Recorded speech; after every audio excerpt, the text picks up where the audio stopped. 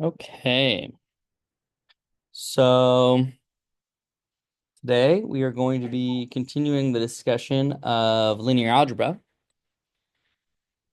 Where's David? I just saw him in the office. He's here. David Aguilar. Oh yeah, that's true. Okay. Um, so no, you can stand up here. Let's pull the slides open. Okay. Okay, so we're gonna go to chapter 6.1.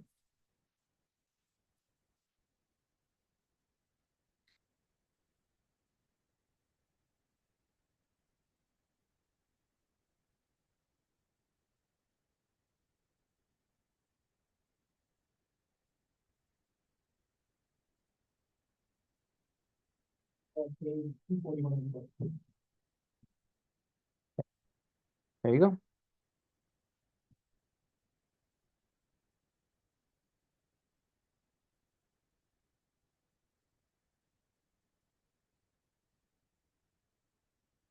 Okay, so 6.2 is about eigenvalues and eigenvectors. So it mostly talks about like how eigenvectors and values work and the application of it, like QR code and things like that. So this part generally like basically like explains you like how well eigenvectors and values work and mm, yes, so let's say there is a symmetric matrix A and V is the eigenvector. So AV is equal to lambda V. So it's just telling you that like multiplying a matrix by an eigenvector wouldn't really change the direction of the vector, but it will only like stretch or shrink a vector by vector matrix by um some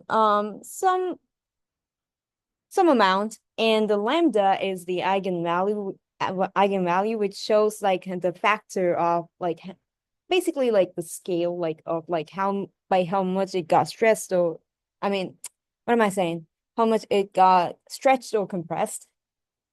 And ooh, yeah, and some like general rules following the matrices like if the metric if they're orthogonal to each other, then the dot product is going to be 0. And if I is not equal to j, and if they're equal, it's going to be the dot product is going to be 1. So well, this is just talking about the identity metrics and how the diagonal metrics. And in the next part, it's going to talk about how they use this to decompose a QR code. Basically, so to start with, we have a matrix A, which is equal to the uh orthogonal matrix Q and the upper triangle R. So they're going to initially call it as A equals R1 and Q1 times R Q1 R1. And then they multiply it by the transpose matrix of Q. So yeah, I think that's the transpose matrix of Q, and transpose times the original, it becomes 1. So you can rewrite the equation as, now we can call the equation as A1. Okay, sorry. We're gonna introduce a new equation as A1 equals R1 times Q1, and we kind of substitute the previous equation that we got, and we get, now we can rewrite the A1 equals R1 Q1 to as A1 equals Q transpose of 1 times AQ. And you're just gonna continue with this process, and as you go, as you like just like continue and like further, just multiply, multiply, multiply, and it eventually it's gonna turn into a diagonal matrix, because the what's on the outside, they say like off diagonal, like that's gonna become like sufficiently small and like close to zero that it's gonna, that at some point at any accuracy you're just gonna get this diagonal part. And yeah, that's what this part is talking about. And then now they're talking about the let me see. Yeah, now they're talking about how to get the eigenvectors using this kind of applying this idea. And yeah, and the steps basically. It's like the same thing. It's like the same thing, but like multiply multiply b on the right. Uh and basically, so when you code, you don't really have to do all those stuff. There is like an easier way to do it that saves more memory, and you just import that from NumPy, import array, and import a function called a. So a equals like array and 1 comma 2, 2 comma 2 comma 1. That is the symmetrical square matrices. And you just like apply the function, and it's gonna print the, for the x, it's gonna print the eigenvector. No, sorry. What was it? Yeah, eigenvector. And for b, it's gonna print the eigenvalues, I think. Yep.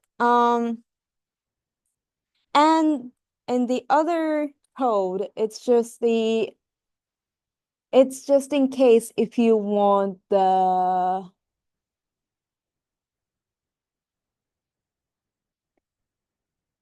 yeah, if you don't want to calculate the matrix of eigenvectors V, and you just want the eigenvalue, so you can for the same thing, you can just import, instead of A, you can import a a a vowels. Yeah. And it's going to return the single one-dimensional eigenvalue. Cool. Okay, cool. And let's say like you kind of like input matrix that's not square symmetrical, such as like 1 0 2 1. So in order to for it to be symmetrical, it should be 1 0 0 1. But in this case, it's not.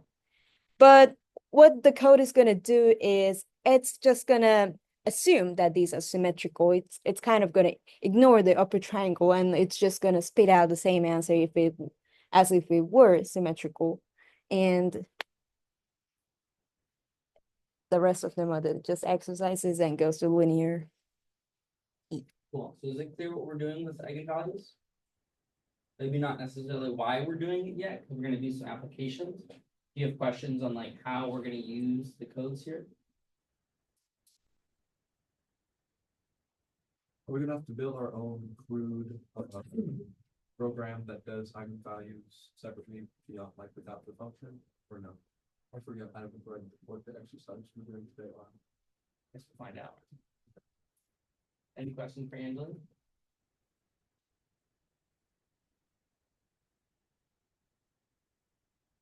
Okay, let's say thank you, Angela. Bravery. These are trying times. Okay, so yes, that's a very good question. What the heck are we doing?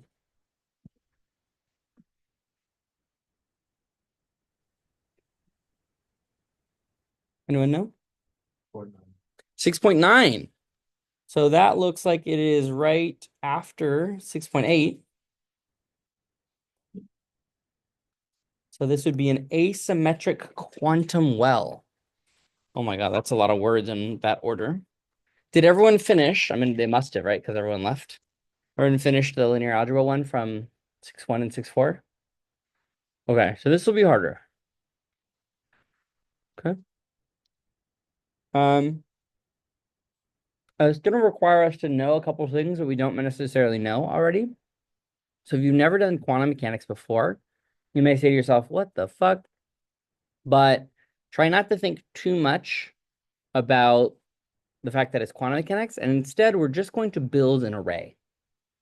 And as we build this array, we're going to fill it with elements, and then we're going to use Angeli's discussion of eigenvalues and eigenvectors. We're just going to use linear algebra on them. Okay. So here's what the problem says to do. Okay. Note for M and N, all of this is true. Define some matrix. Show that the particles. No. This is not a math class. This is a computational physics class. So we're not going to show that this is true. We're just going to use the fact that it's true. Okay.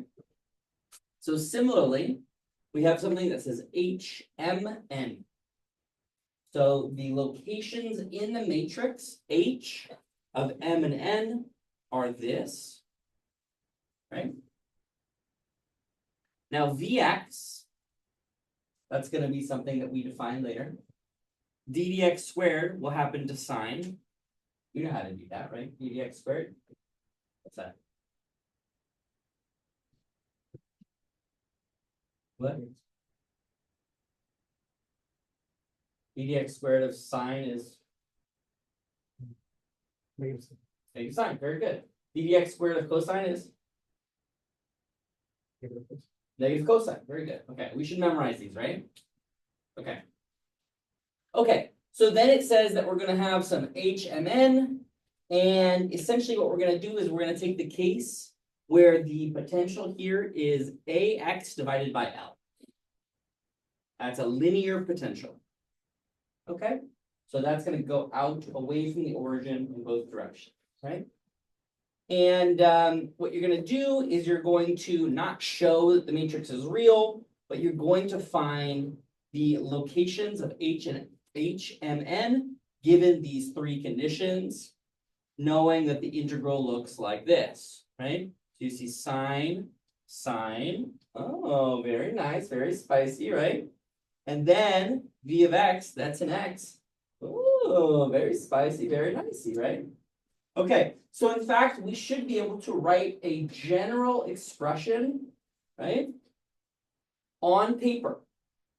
Do not attempt this problem until you've written down what HMN is for this v of x on paper. Okay, then we can do the problem, which is just to find the eigenvalues and eigenvectors. Okay.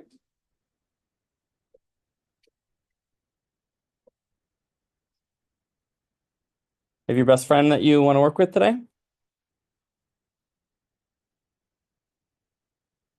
I honestly think that if you can do the first part, if you can get that written down on paper, the eigenvalues, eigenvectors will happen very quickly.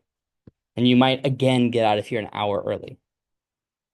So make sure that you write it down well. Make sure that you understand what you're reading, right? Don't just assume, oh, I'm just going to write down exactly what's written, right? Understand it, do the derivatives, write it out. Make sure you and your partner both work on it so you can check each other's work. That's the worst thing about algebra is when you start it and then you look at someone else's work and they're completely different from you. You're like, wait, fuck, one of us is wrong, right? Okay. Okay, I'm going to stop the recording here.